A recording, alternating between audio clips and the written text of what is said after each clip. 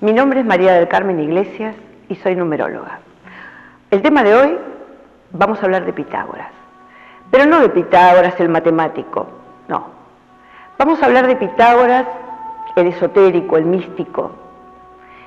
El Pitágoras que se va a Egipto desde muy joven y pasa todas las pruebas y se ordena sacerdote. Y en ese trayecto viaja por la India, está con distintas culturas, con los esenios, con los caldeos, está en Babilonia, es contemporáneo de Confucio, de Lao Tse, del último Buda. Vamos a hablar de este Pitágoras, al que la humanidad le debe tanto, en todas las áreas. Vamos a descubrir a este Pitágoras, desde la numerología también. Pitágoras no dejó nada escrito, pero tenemos, a través de sus discípulos y a través de otros filósofos, mucho material para saber que él hablaba de la transmigración de almas. Y que a través de nuestro nombre, en el cual cada letra del alfabeto tiene un valor en números, podemos saber todas nuestras cualidades.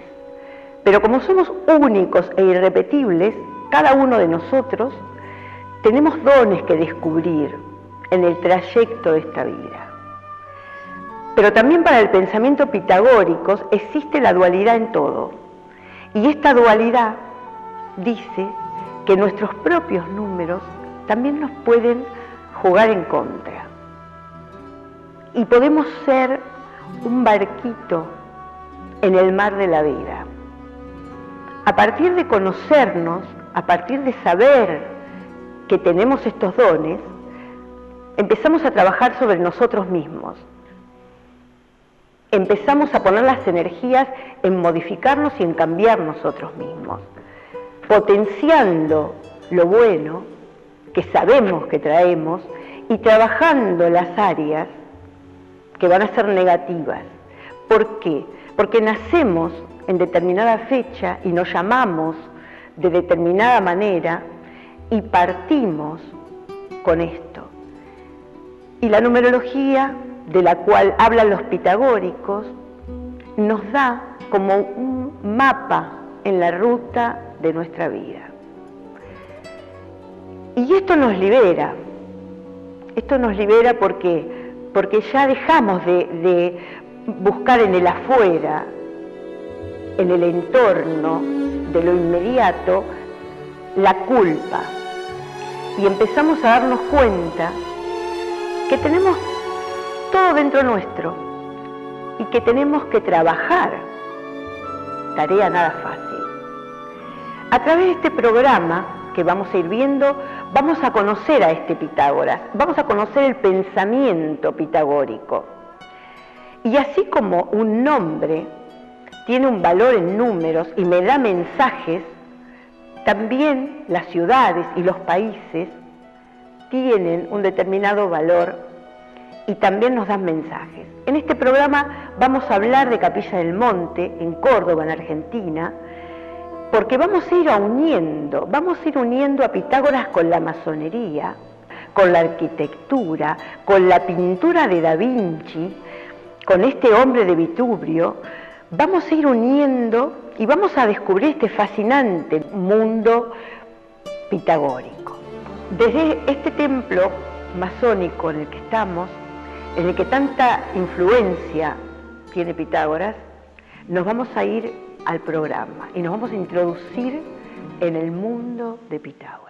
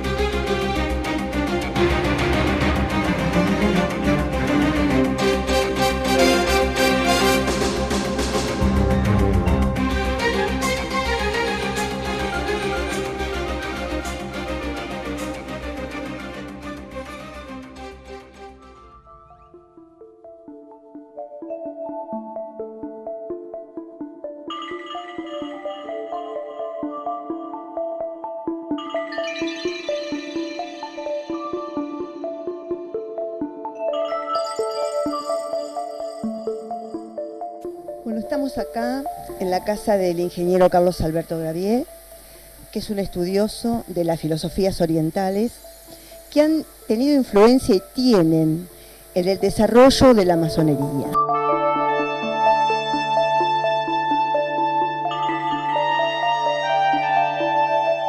La masonería la podemos definir como una escuela formativa de hombres. Básicamente es una institución filosófica, filantrópica y progresista. Filosófica porque tiende al estudio de la verdad, digamos, y de las leyes de la naturaleza, utilizando para ello la razón humana. Y trata de tomar el nexo o el meollo más importante de cada una de las filosofías para contribuir al acrecentamiento de la verdad abstracta y para acrecentar cada vez más ese patrimonio del que goza la masonería y no teniendo en cuenta ni el tiempo ni el espacio. Ese sería el aspecto filosófico. El aspecto filantrópico de la masonería tiene como una de sus metas la felicidad del ser humano y de la humanidad en general, sin ningún tipo de afán de lucro.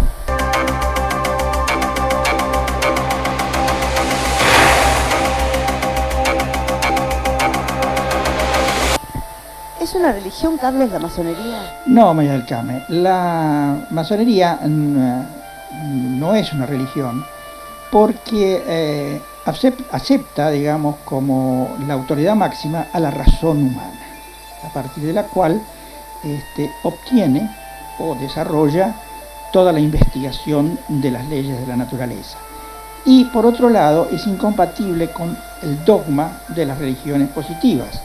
O sea, no aceptan la verdad revelada. ¿Es atea la masonería? ¿Tengo que pensar eso? No, de ninguna manera. Porque la masonería reconoce en la figura del gran arquitecto del universo el símbolo a través del cual el hombre y el integrante de la masonería estudia la verdad última, el principio de todas las cosas. Así que no podemos de ninguna manera considerar a la masonería como atea.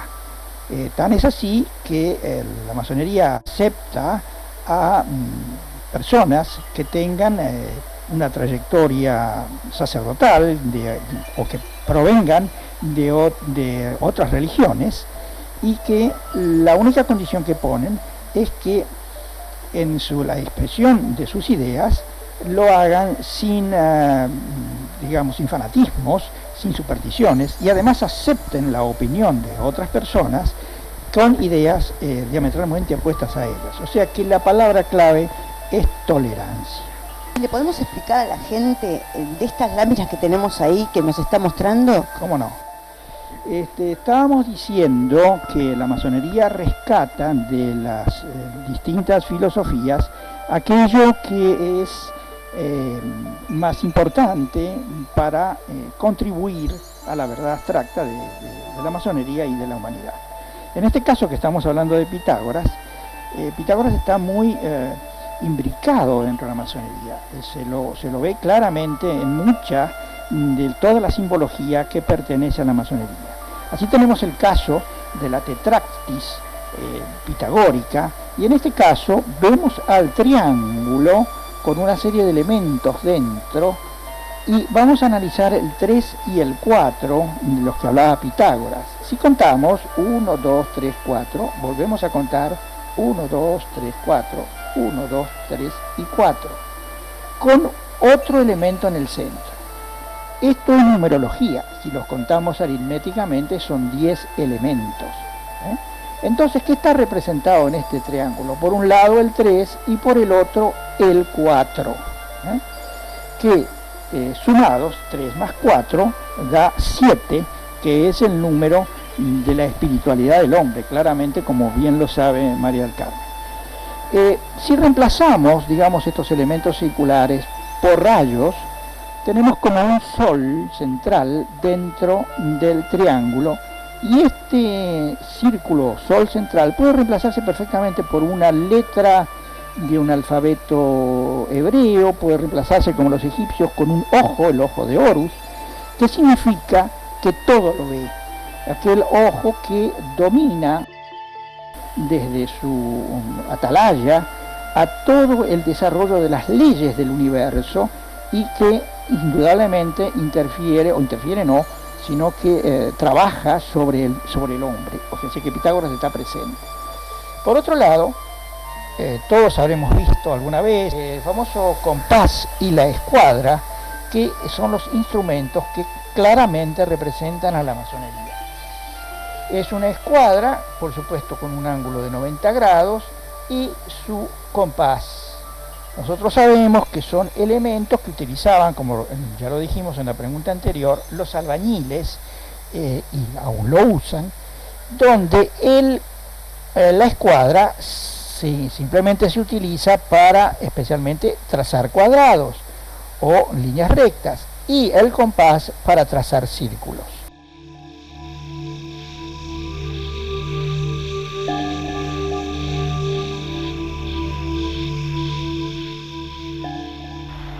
Si tomamos esta escuadra, vemos que este cateto de este triángulo que se está formando, se puede construir un cuadrado. En este otro cateto, que es un poco más largo, el otro cuadrado. Y sobre la hipotenusa, un tercer cuadrado, representando el teorema de Pitágoras, donde dice que la suma de este cuadrado más este cuadrado es igual al cuadrado de la hipotenusa. Así que claramente en los símbolos más tradicionales y más representativos de la masonería aparece Pitágoras.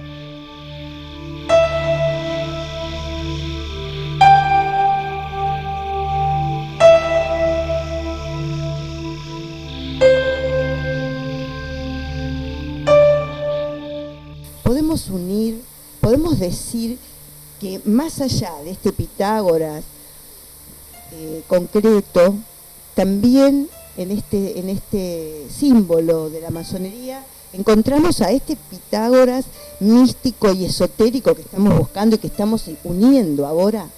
Simbología que recoge la masonería de Pitágoras, al margen de esta numerología y esta matemática que estamos explicando, está el espíritu marcado en cuanto a toda su personalidad científica, su personalidad esotérica, que es lo que interesa en este momento destacar o rescatar.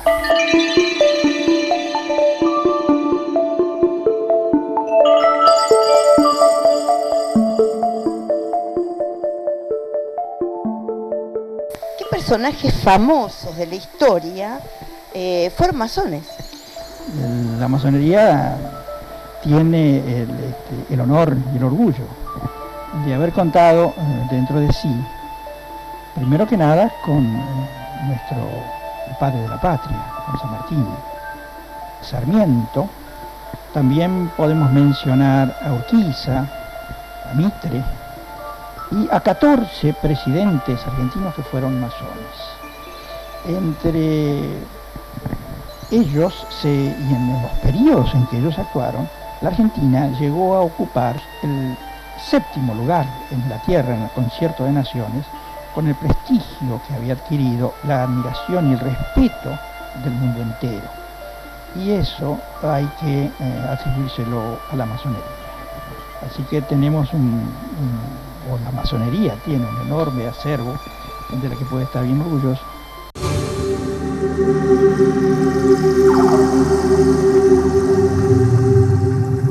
Como estamos uniendo a este maestro Pitágoras en toda la humanidad, ¿desde qué lugar la pintura de Da Vinci, simbológicamente, este hombre de Vitruvio, representa a Pitágoras? Pero a Pitágoras también desde el simbolismo, con esta pintura del hombre, ¿y en qué relación? Bueno, acá tenemos que relacionar varios siglos. El siglo de Pitágoras, el siglo VI a.C., el siglo I a.C. y el siglo XV, el siglo de Leonardo da Vinci.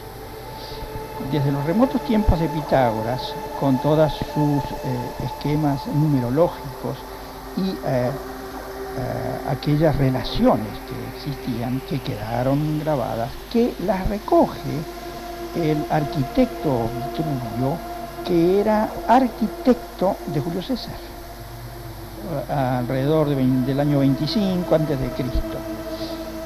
Y plasma toda esa información que luego recoge en el siglo XV Leonardo y hace ese famoso dibujo de las proporciones áureas del hombre. Este es el hombre del dibujo de Leonardo, que tiene dos parámetros clásicos. Un parámetro, acá vemos, un cuadrado, cuyo centro del cuadrado son los genitales del hombre, y un círculo, cuyo centro es el ombligo del hombre. La relación que hay entre el radio de este círculo y el cuadrado es el número áureo del que hablaba Pitágoras. Y la relación que hay, porque él toma, Leonardo, los 4 dedos de la mano, o sea, esta dimensión, para medir todos los parámetros del hombre. Y dice que el antebrazo del hombre serían 6 palmos de la mano, por ejemplo, que esta relación de los hombros desde un punto al otro del hombre es igual a 1/8 de la altura del hombre total. Otras relaciones que tenemos también, el largo desde un extremo de la mano al otro extremo de la mano, el largo total, es igual a la altura del hombre. Y así sucesivamente hay una enorme cantidad de relaciones que demuestran lo que es este hombre de Vitruvio, que rescata a través de aquellas relaciones pitagóricas, en otro genio como es Leonardo, este cuadro que nos demuestra muchas cosas. Y otra cosa, en esta posición tiene los pies juntos, o sea, está demostrando una imagen de que está el hombre detenido, quieto, con sus brazos extendidos, y trabaja sobre los extremos de sus manos, tocan los extremos del cuadrado. Pero cuando abre las piernas, o sea, estaría en movimiento y sus brazos se levantan, los extremos tocan el círculo, con lo cual está demostrando otra vez la relación áurea.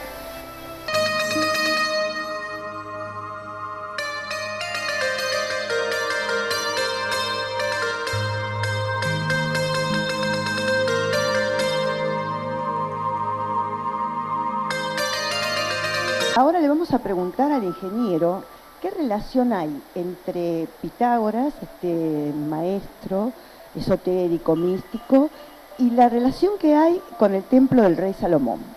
Bueno, María del Carmen, sabemos que Pitágoras era un hombre que en toda su trayectoria de su vida había viajado mucho por los países Egipto, Babilonia, en fin, y había adquirido una enorme sabiduría a través de los muchísimos años que pasó en esos países, también en cuanto a las filosofías orientales. Y el templo del rey Salomón rescataba, cuando se lo construyeron, mucha de aquella simbología oriental y egipcia, que está relacionada indudablemente con Pitágoras. En el cuadro este que tenemos aquí atrás, tenemos una cantidad de elementos que sin duda vienen de tiempos muy, muy remotos, de los que Pitágoras conocía perfectamente de qué se trataba. Así que aquí tenemos claramente representado al ser humano, que como bien sabemos, a su vez este ser humano está inserto en las medidas del templo del rey Salomón, que a su vez tiende a unir el macrocosmos con el microcosmos, que es el ser humano. Así que Pitágoras, para responder rápidamente a tu pregunta, está realmente presente en muchas cosas dentro de este cuadro.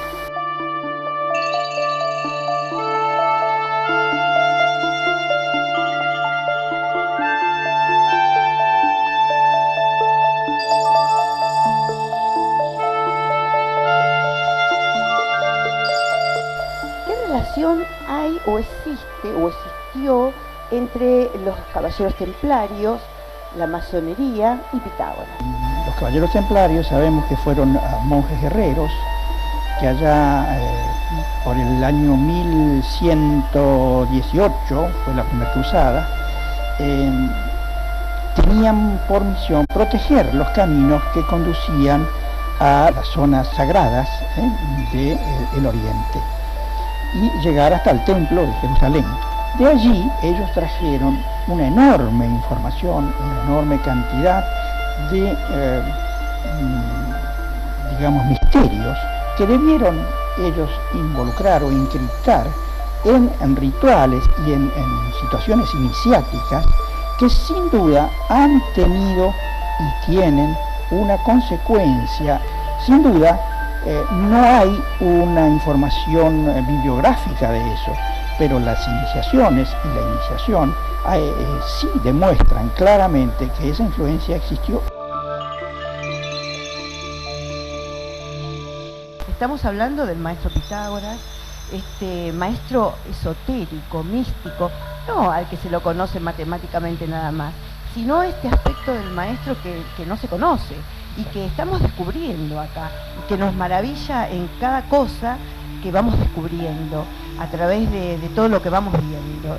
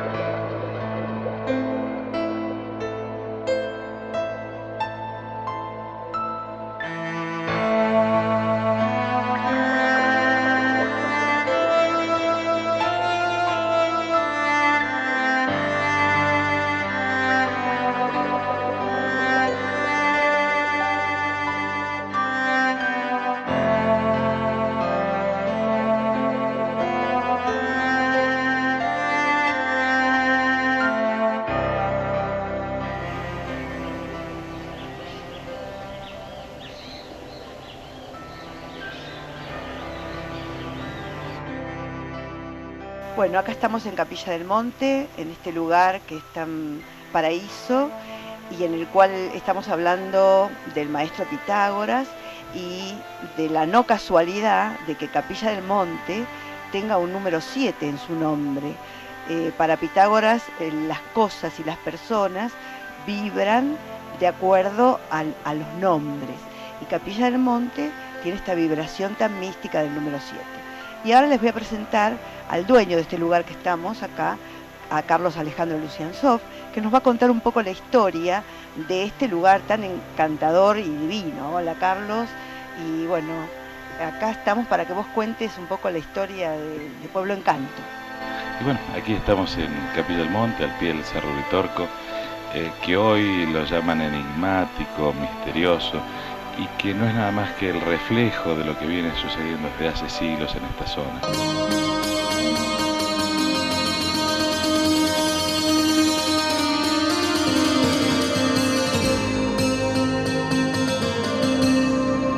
Vinieron otras corrientes filosóficas y una de ellas, y yo la consideré la más importante porque tuvo mucho que ver con nuestra historia, fue la corriente de la antroposofía. Haciendo corta la historia de la antroposofía, podemos hablar de que el principal referente de la antroposofía fue Rudolf Steiner. Si hablamos que el movimiento de la antroposofía en los fines del siglo XIX, principio del XX, fue una reminiscencia del movimiento templario, alias barra, lo que es el movimiento masón originario del siglo XV, XVI y XVII, no vamos a estar errados. Y esta propiedad, esta construcción, este predio que hoy toma el nombre de Pueblo Encanto, fue también construido por orden, por indicación, por disciplina de estos científicos, ya que nada de lo que encontramos aquí, ni siquiera el paisaje, el cual ellos osaron en gran medida modificar, fue puesto de casualidad. si bien arquitectónicamente lo definimos como el estilo hispano-morisco, también dentro y encerrando este estilo arquitectónico nos encontramos con cantidad de simbologías.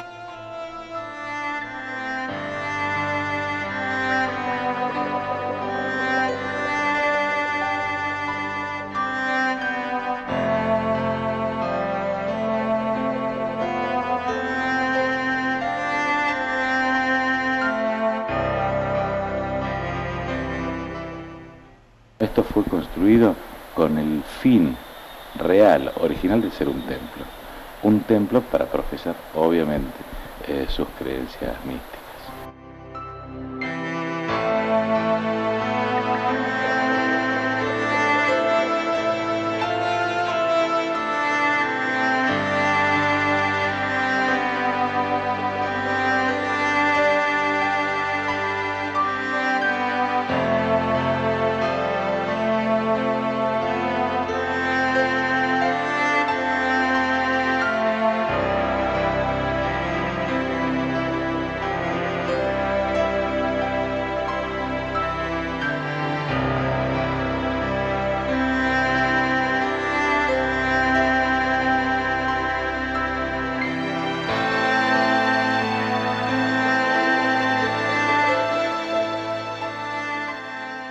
Hace 30 años que comenzamos a escuchar, a sentir y a comprobar el porqué o el significado de cada pedacito, cada territorio, cada cosa puesta en este pueblo encanto. Allí nos encontrábamos con el escudo de armas de la familia original, la familia que encaró de forma personal la construcción de este lugar, la familia Esteve Yáñez, pero también hasta el piso tiene una simbología.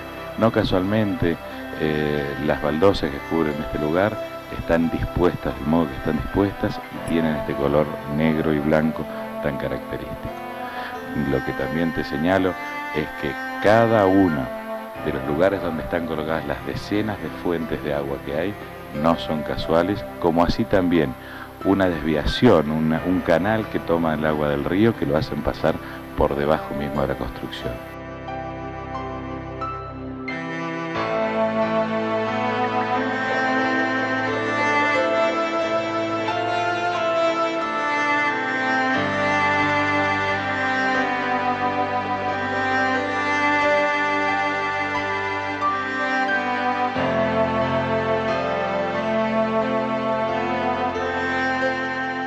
Vamos a centrar desde 1880 hasta esta parte, cuando se asienta esta corriente antroposófica, estos nuevos caballeros templarios, tan emparentados también con ciertas órdenes de tipo masónicas. Y también vamos a señalar, por ejemplo, que en este ambiente fue compilado no como un comedor, no como un living de una casa, sino efectivamente como lugar del templo. Esta figura que tenemos representada arriba de este hogar, el cual parece ser una cabeza de león, una cara de un león, que está tan presente en otras fuentes, pero esta es distinta. Un grupo de estudiosos encontraron que efectivamente es la figura de Asram. ¿Qué es la figura de Asram? Es la representación de Jesucristo según los caballeros templarios. Y estamos hablando del gran maestro, de Pitágoras, pero no de Pitágoras el matemático, no, estamos hablando de Pitágoras el místico, Pitágoras el esotérico, Pitágoras que se va a Egipto y que se queda 22 años en Egipto y que está iniciándose en ese momento con los sacerdotes egipcios. Después que a él lo hacen prisionero y vuelve de Babilonia, está con las distintas culturas. Cuando a Pitágoras le queman su escuela, ahí es donde se dividen los matemáticos de los numerólogos, donde se divide la matemática lógica con esta parte de la matemática sagrada, que en ese momento no era para cualquiera. Entonces los pitagóricos empiezan a buscar los símbolos y se empiezan a reconocer entre ellos por la estrella de 5 puntas. Este número 5, este número que era tan especial para los pitagóricos, era el número perfecto, el número que combinaba lo masculino con lo femenino. Esta estrella de 5 puntas formaba el número áureo y formaba lo perfecto la unidad entre esta parte del 2, que es femenina, y este simbolismo del 3, que es masculino. Y acá configuramos este 5 desde el lugar humano. ¿Qué tiene que ver el 5? Los 5 sentidos, tiene que ver con lo divino y con lo humano. ¿Por qué? Porque me reconozco como humano, pero también me reconozco dentro mío con lo divino.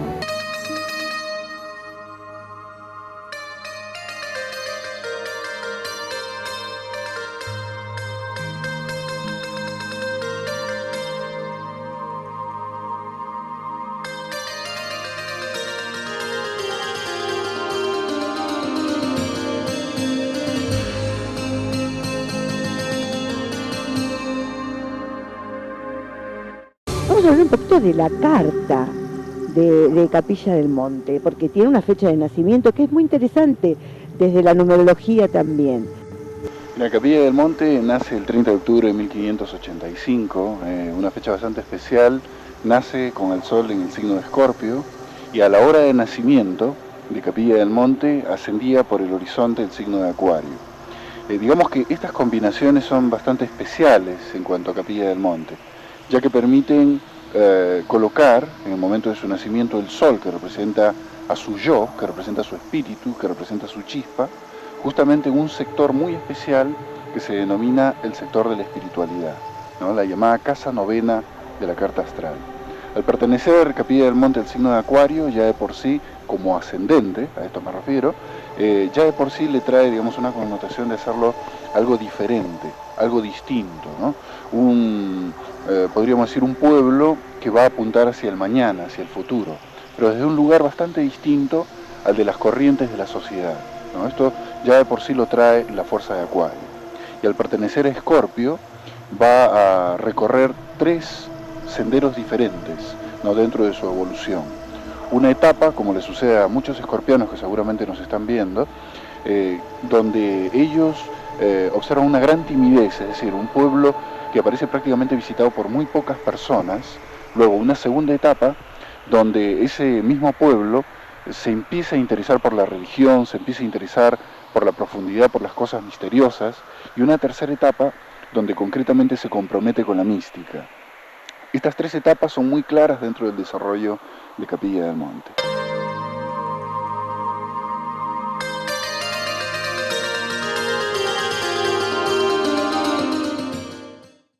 De Capilla del Monte se pueden decir varias cosas, ¿no? Pero me gustaría, antes de, digamos, de abordar Capilla del Monte en sí misma, ¿no? Digamos, acercarnos un poquito a la relación pitagórica, ¿no? Que puede existir, ¿no? Entre la astrología y lo que viene a ser en sí la numerología, ¿no? Cuando nosotros abordamos la esfera celeste en general desde el punto de vista astrológico, podemos abordarla, vamos a decir así, desde diferentes ópticas. Una de las ópticas es considerar, por ejemplo, la esfera celeste como una sola unidad, ¿no? Es decir, el círculo como una sola unidad. Desde ese lugar nosotros podemos obtener, digamos, de la esfera celeste, vamos a decirlo así, una imagen íntegra, podríamos llamar un punto, ¿sí? Un punto. Ese punto estaría representando al ser, es decir, la carta astrológica en sí representaría al ser, representaría la esencia.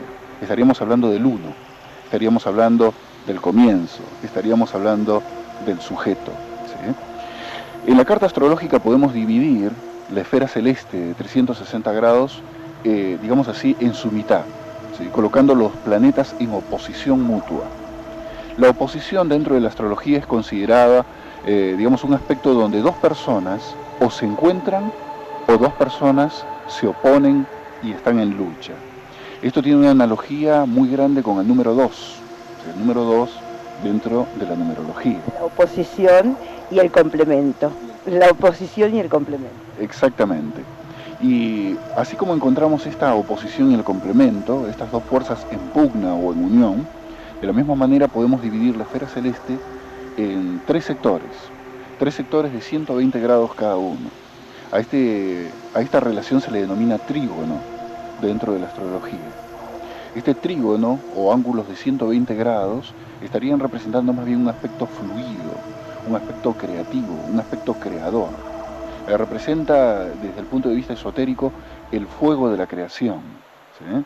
Es decir, tiene una analogía con la Trimurti, tiene una analogía con la Trinidad, tiene una analogía precisamente con el Padre, Hijo y Espíritu Santo, ¿no? Entonces, de la misma manera, entonces, al encontrar estas combinaciones de estos tres planetas, aquellos que tienen grandes trígonos dentro de su carta astrológica fluyen permanentemente están, digamos, en movimiento y las cosas se les facilitan de una manera increíble. Analogía con el 3 de la numerología. Y esto lo tiene Capilla del Monte. Podemos dividir la esfera celeste también en 4 partes, es decir, en sectores de 90 grados cada uno. Estas 4 partes llevan más bien a que la persona aterrice, la persona trate de ver las cosas desde una perspectiva totalmente concreta. Aparecen tensiones, enormes tensiones. Las fuerzas, en este caso, que se encuentran conectadas en ángulos de 90 grados, de una u otra manera, van a estar como en una cierta lucha, con miras a llegar a un propósito definido, a la realización de la concreción. Esto tiene una analogía con el 4, los 4 elementos, entre los cuales encontramos a la materia, simbolizada precisamente por el cubo. Qué interesante, porque estamos encontrando estos puntos de coincidencia desde el 4, desde el cuaternario, desde lo que es la integración del ser humano a la Tierra. Este número tan importante también para Pitágoras, porque del 4 partían todos los números. Si sumamos 1 más 2 más 3 más 4, encontramos lo que era el número perfecto, que es el número 10. Así que seguimos encontrando con Félix esta relación entre astrología y numerología desde este lado pitagórico. Y es tan interesante esto, ¿no?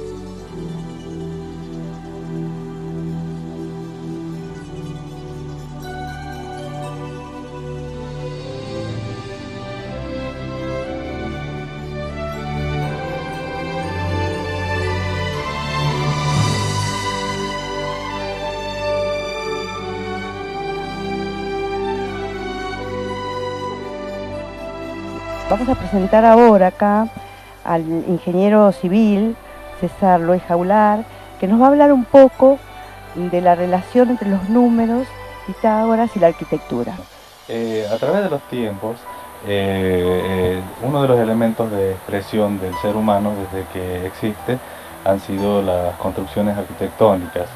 Fundamentalmente también las máximas expresiones han sido los templos. Nos tendremos que remontar a los sumerios, en la Mesopotamia asiática, donde ya construían los zigurats. Después tendríamos que pasar por los egipcios con sus construcciones con expresiones matemáticas de varios números incluidos dentro de las pirámides y los templos.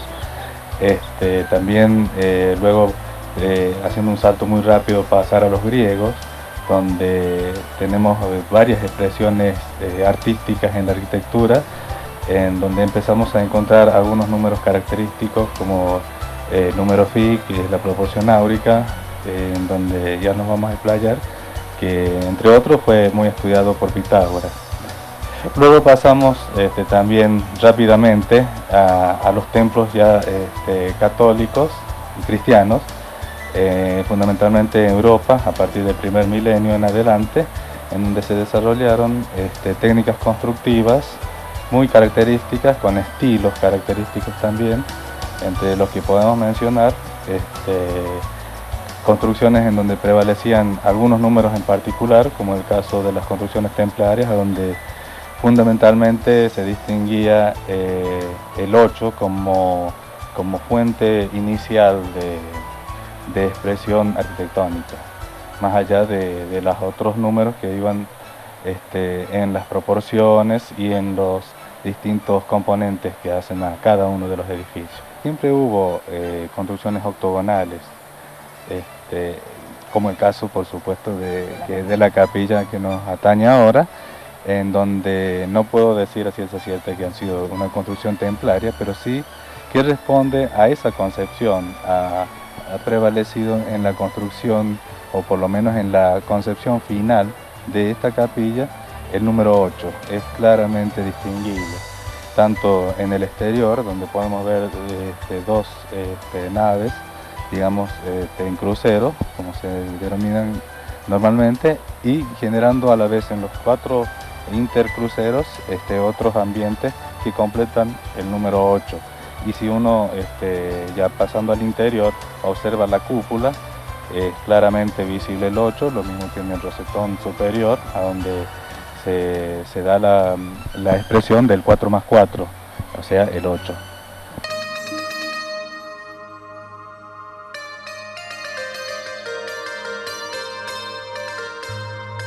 Estamos en una construcción acá, que ahora nos va a hablar esta persona que tengo acá al lado, de esta construcción, que es un anexo que está un poco alejado de lo que fue que vimos hoy de Pueblo Encanto, de este lugar tan mágico y con tanto simbolismo pitagórico, masónico, templario. Yo les voy a presentar al ingeniero Osvaldo Alié, que es ingeniero químico y que nos va a contar un poco una historia de este lugar. Hola, Osvaldo. ¿Cómo te va, María Carmen? Bueno, vos dijiste que está un poco alejado en lo físico, pero no en el fin que tuvo esto. Esto fue construido por el mismo dueño que construyó Villa Firma y lo hizo por una razón. Su esposa, que era llamada Firma, padecía de un problema intestinal que era gástrico y no había cura. Le indican en ese momento que beber el agua que surgía en este lugar, que era muy famosa por su característica, muy importante. Y ella, después de un año de tratamiento, logra sobreponer su dolencia gástrica. En agradecimiento a eso, Esteves decide construir este receptáculo que estamos visitando ahora, coloca un Cristo que estaba justo aquí en este sector, y el paraje comienza a denominarse San Salvador. Vos sabés que el tema del agua tiene mucha implicancia en todo lo que es las distintas disciplinas de la vida y también en lo que es todas las distintas religiones, todas apuntan hacia el agua.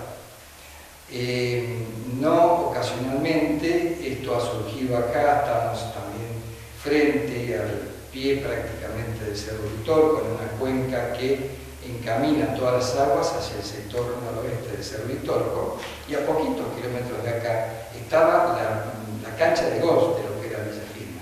Lo que hoy es Pueblo Encanto. Lo que hoy es Pueblo Encanto, exactamente. Y él utilizó la misma mayólica, que es mayólica Talavera de la Reina, traída directamente de España, para hacer la construcción también de este predio.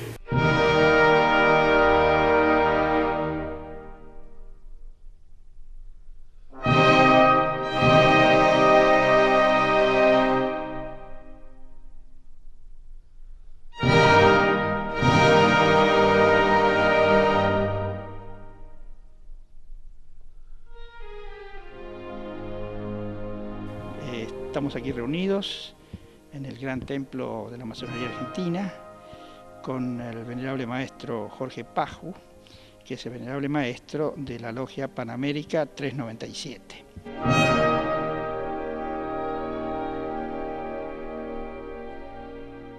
Le vamos a preguntar un poco a Jorge que nos haga un poco una reseña del papel de la masonería en todo lo que es la parte de Sudamérica y un poco que nos hable de los próceres argentinos que tanta influencia tuvieron en la masonería y en la historia de la Argentina.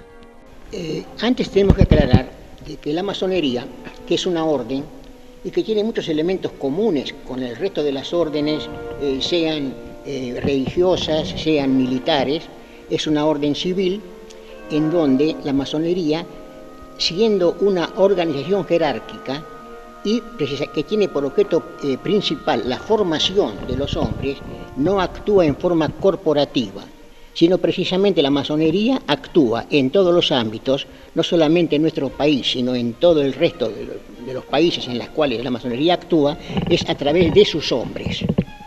Eso es, digamos, lo fundamental.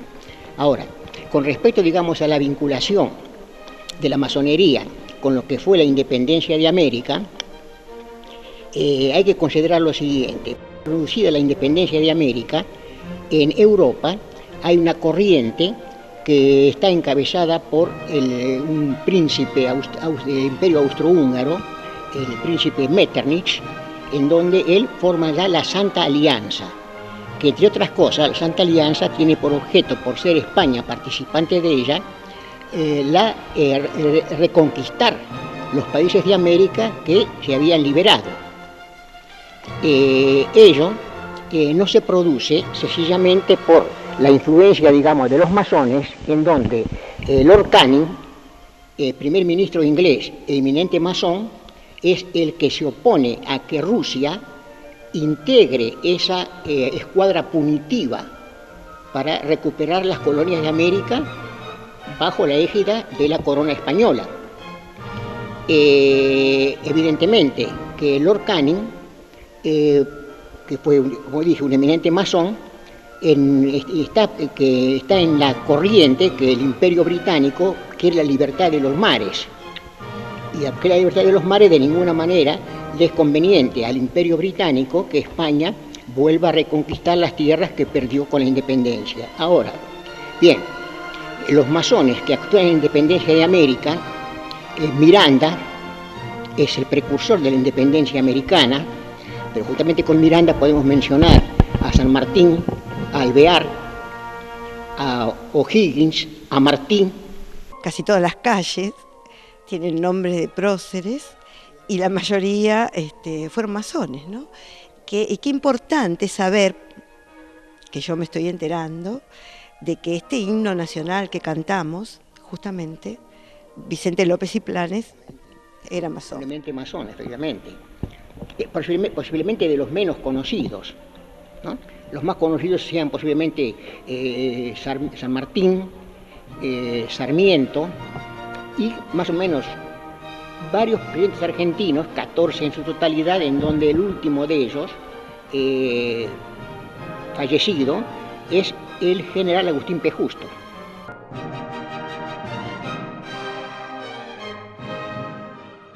Conócete a ti mismo, la máxima socrática a la cual se han referido, es una máxima masónica por excelencia y en forma permanente se le requiere al que ingresa a ella en ese estudio y en esa indagación.